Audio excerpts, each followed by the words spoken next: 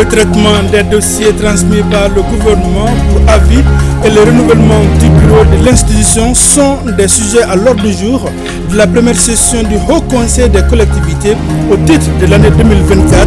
La session s'est ouverte hier. L'état des lieux, les défis, les perspectives et la mise en œuvre des expertises du développement durable dans l'UEMOA, telles sont les grandes lignes de la 35e session extraordinaire du comité parlementaire de l'Union économique et monétaire ouest-africaine UEMOA qui s'est ouverte hier. Mesdames, Messieurs, bonjour et bienvenue à ce journal. C'est parti depuis hier pour la phase nationale du dialogue intermalien pour la paix et la réconciliation. La cérémonie d'ouverture était présidée par le président de la transition, colonel Assimi Goïta. Pour le président de la transition, colonel Assimi Goïta, c'est le début d'une nouvelle ère de paix entre Maliens qui s'est ouvert hier à travers ses assises. Le film de la cérémonie d'ouverture avec la synthèse du discours du président de la transition, colonel Assimi Goïta, c'est avec Sira Batili.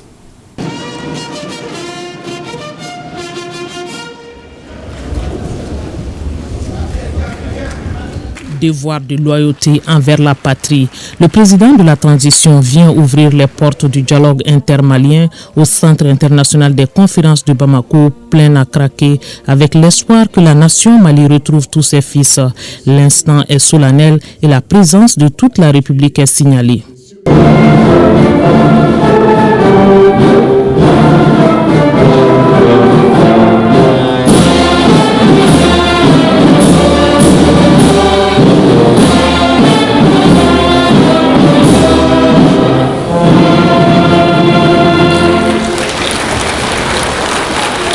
La cérémonie pouvait commencer et l'assistance a eu droit par la suite à la symphonie de la paix, exhibant la diversité ethnique du Mali dans la symbiose.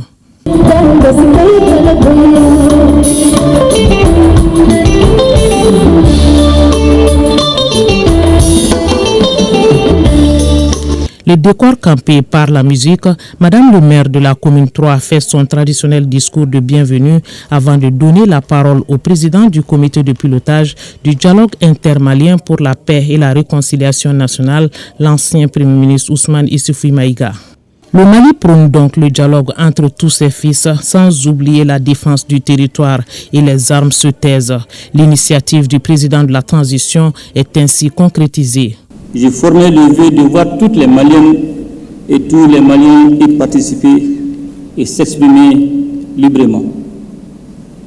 Permettez-moi de rendre grâce à Allah le Tout-Puissant qui a rendu cela possible et nous a permis de nous retrouver pour la phase nationale qui est l'aboutissement du processus que nous avions tous voulu entièrement inclusif.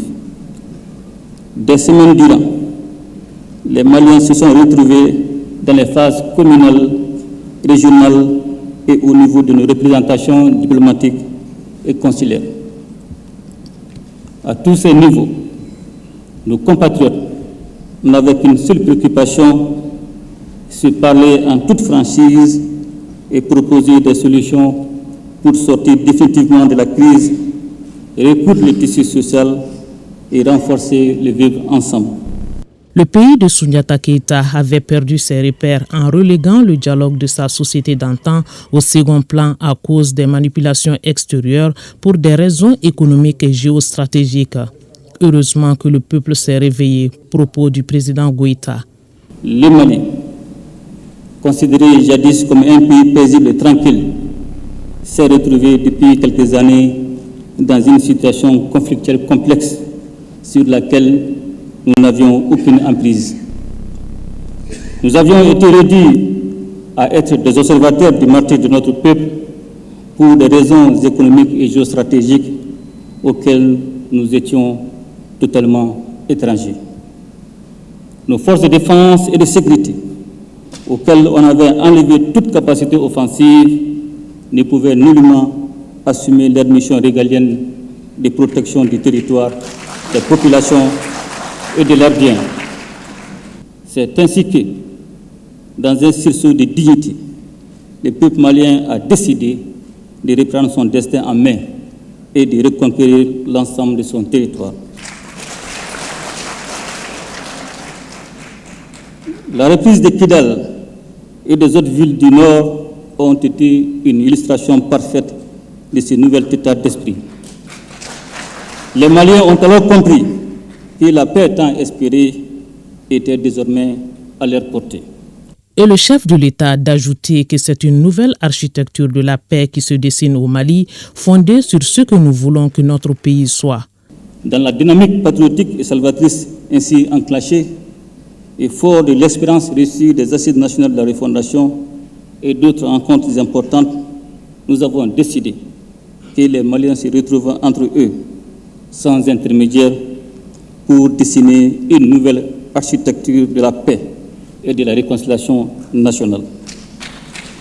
Fondée sur nos réalités, nos valeurs et nos intérêts propres, inspirés par les 3 principes qui guident désormais l'action publique dans notre pays, à savoir le respect de la souveraineté du Mali, le respect des choix stratégiques et des partenaires opérés par le Mali, la défense des intérêts du peuple malien dans les décisions prises.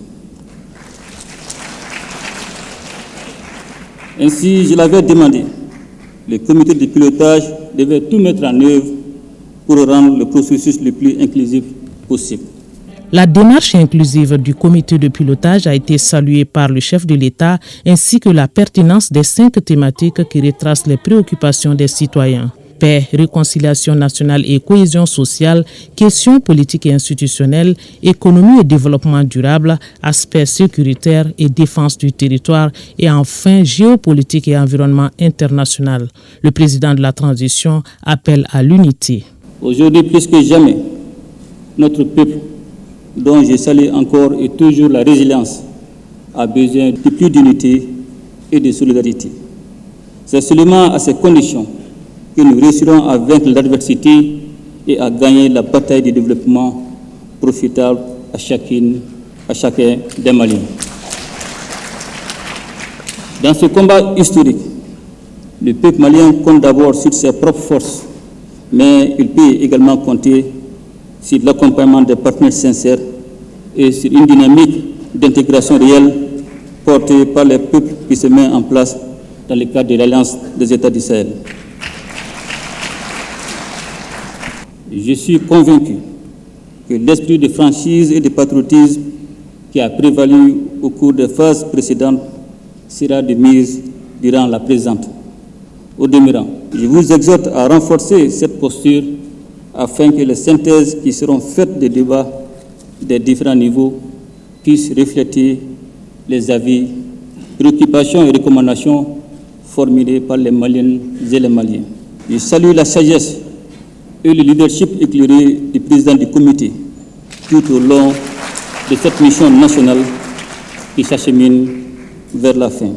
Ensemble, nous ferons le Mali pourra, qu'Allah bénisse le Mali et protège les Maliens.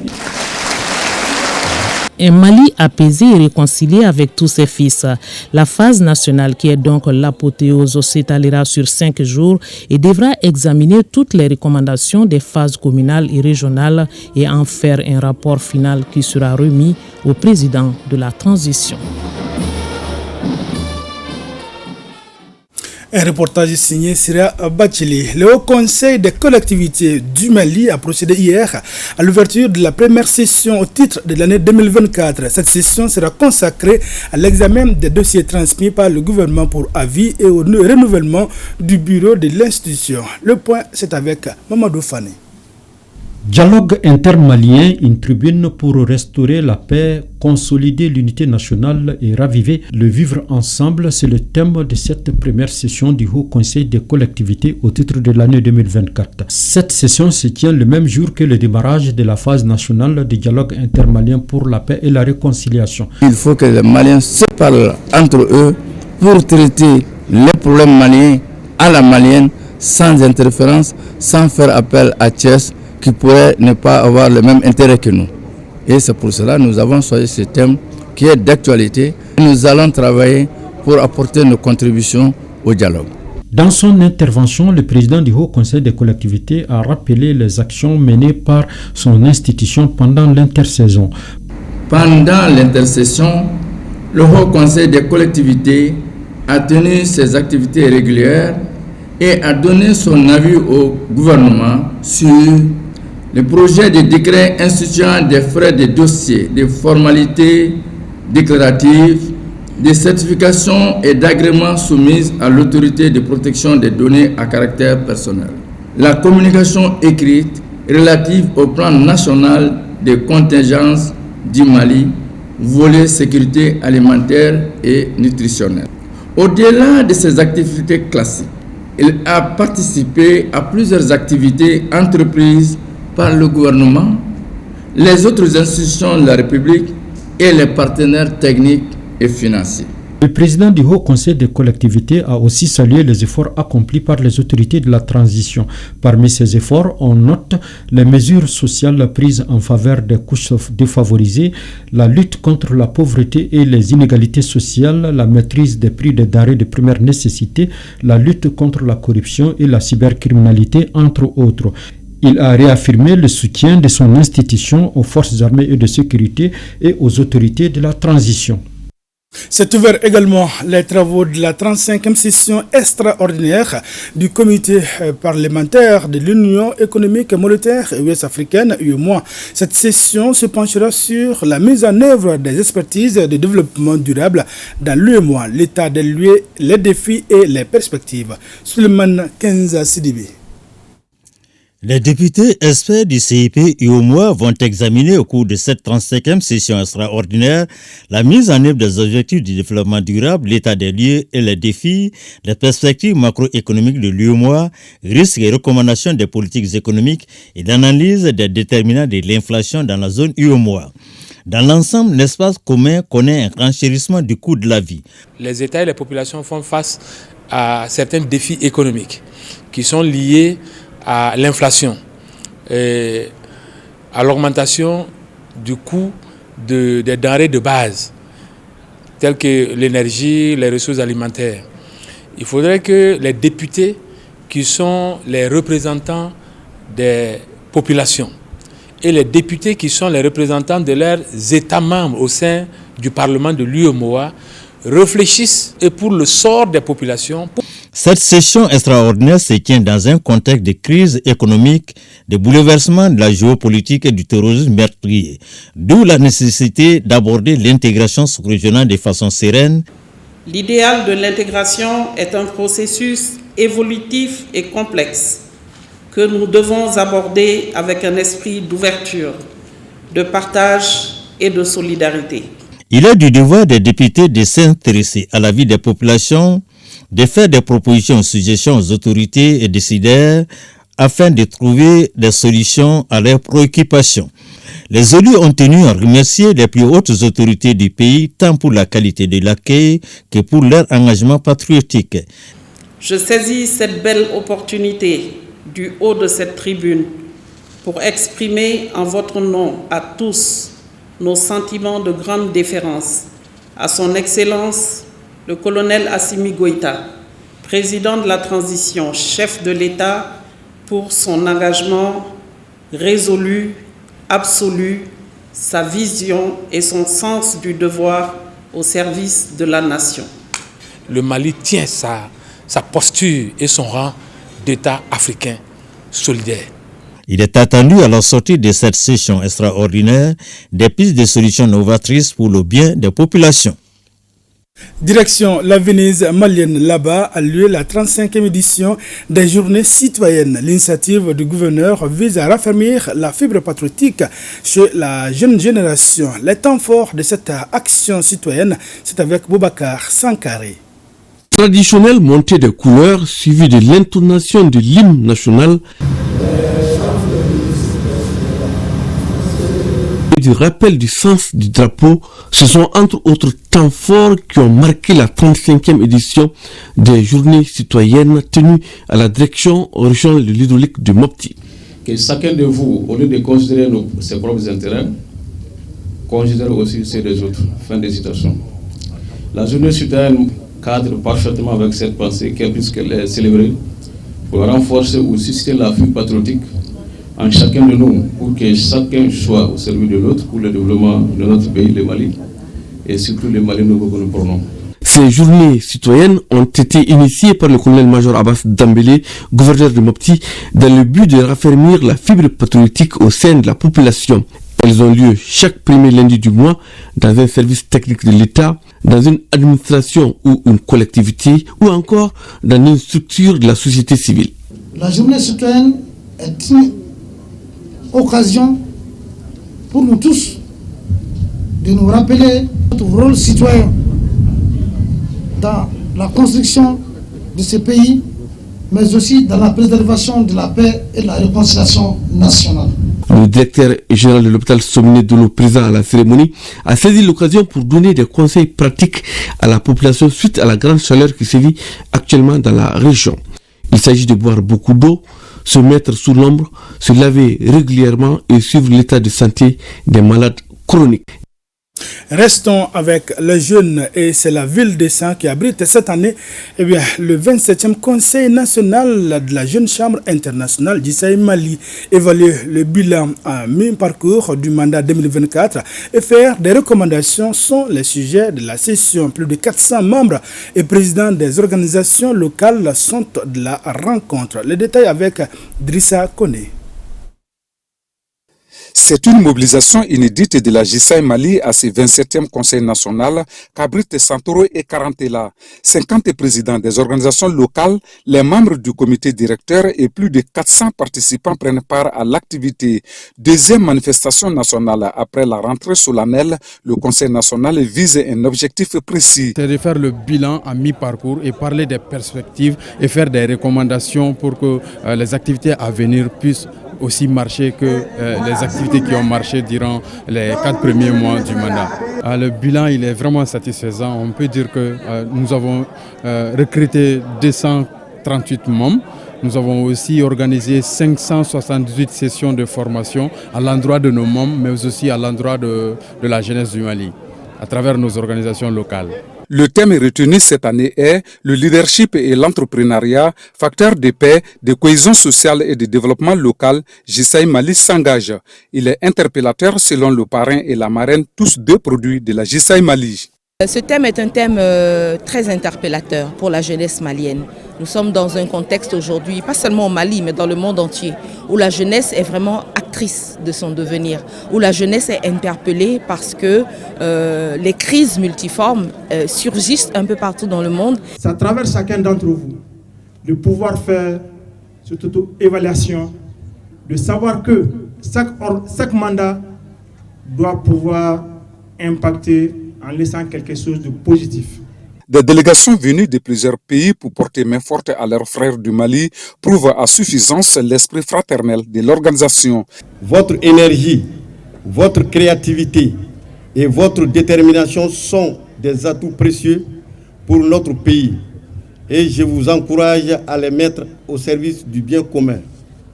La rencontre des présidents, une assemblée d'adoption du rapport de mi-mandat et le dîner gala de clôture constitueront entre autres la trame de ce 27e Conseil national de la Jissaï Mali. Une cinquantaine d'acteurs communaux de la région de Taoudéni renforcent leurs capacités sur les techniques d'élaboration des PDSEC. L'initiative est du projet de renforcement de la résilience et la cohésion sociale des communautés vulnérables dans les régions de Tombouctou et Taoudéni. Le point, c'est avec Shirfi Moulay. Il s'agit à travers cet atelier de formation initié par WHH et AMSS et leurs partenaires financiers d'harmoniser la compréhension des acteurs communaux sur la démarche d'élaboration d'un PDSEC au profit de 6 communes ciblées dans la région de Taoudéni. À l'origine de cette initiative, le projet de renforcement de la résilience et la cohésion sociale des communautés vulnérables dans les régions de Tombouctou et Taoudéni. Les collectivités ont pour mission la conception, la programmation, la mise en œuvre et le suivi-évaluation des actions de développement économique, social et culturel d'intérêt régional, local, communal, en cohérence avec les orientations et stratégies de développement de l'État. Cet atelier est motivé par le constat selon lequel plusieurs collectivités ne disposent pas de PDSEC, conformément au guide fourni par la Direction nationale des collectivités territoriales. Cherchons à résoudre la question de sécurité seulement Et je vous avoue, je vous donne le défi qu'il y a énormément de partenaires qui attendent de faire quelque chose à Taoudéni.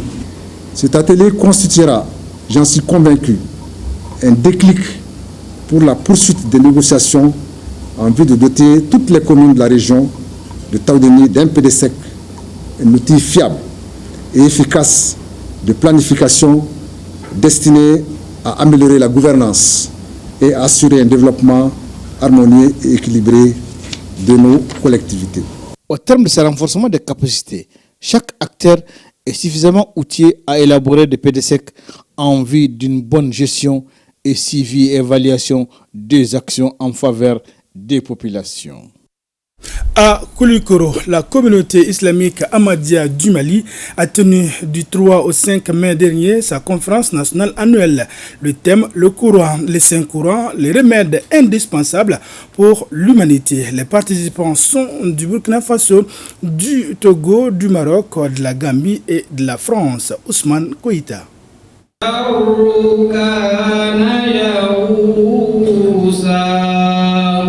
Les 5 Corans, l'élixir indispensable pour l'humanité, c'est le thème de la 15e édition de la conférence nationale annuelle Jalsa Sana de la communauté islamique Ahmadiyya du Mali, venue de l'intérieur de l'extérieur du Mali. Chaque année, alhamdoulilah, dans chaque pays où il y a Ahmadiyya, on fait notre conférence annuelle.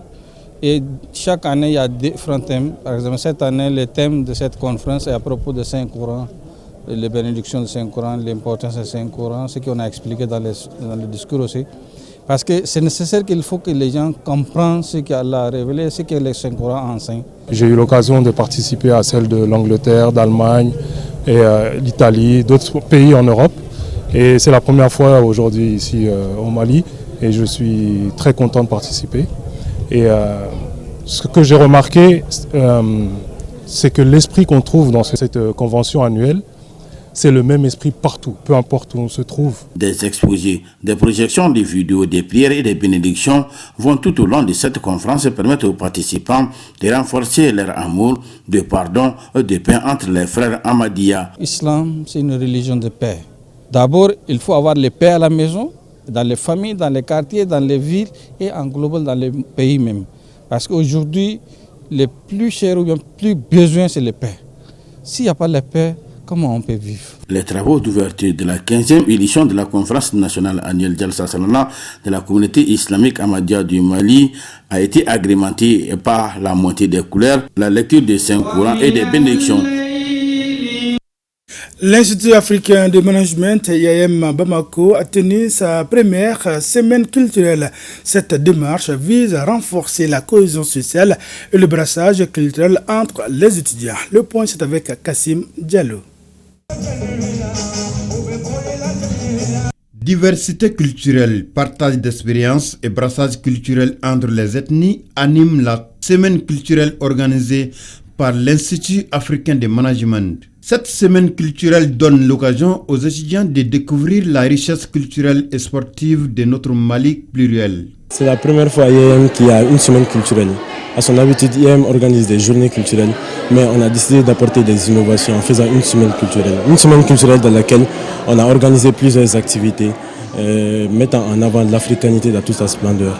Le mardi, on a commencé par la journée rétro-culturelle, une journée où on a poussé les étudiants à s'habiller comme nos ancêtres, nos grands-parents et autres. Le jeudi, on a eu à faire une conférence au sein de l'Institut qui a parlé des origines de nos ethnies, de la culture dans toute sa forme. Alors, nous avons eu les Olympiades, nous avons partagé des repas en famille, les repas des différentes ethnies, on les a partagés en famille. Nous avons également visité le conservatoire de Bamako, un peu pour montrer aux jeunes le creuset de la culture ici au Mali en fait. Alors c'est une diversité culturelle, chacun va puiser, on va mutuellement profiter les uns des autres et ça c'est ce qui va enrichir le quotidien.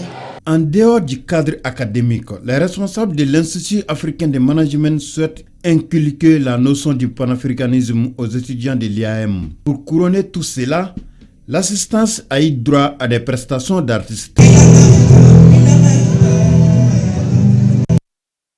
Mesdames, messieurs, c'est la fin de ce journal. Merci d'avoir été des nôtres. À demain, Inch'Allah, même heure, même plateau et avec la même passion, celle de vous servir.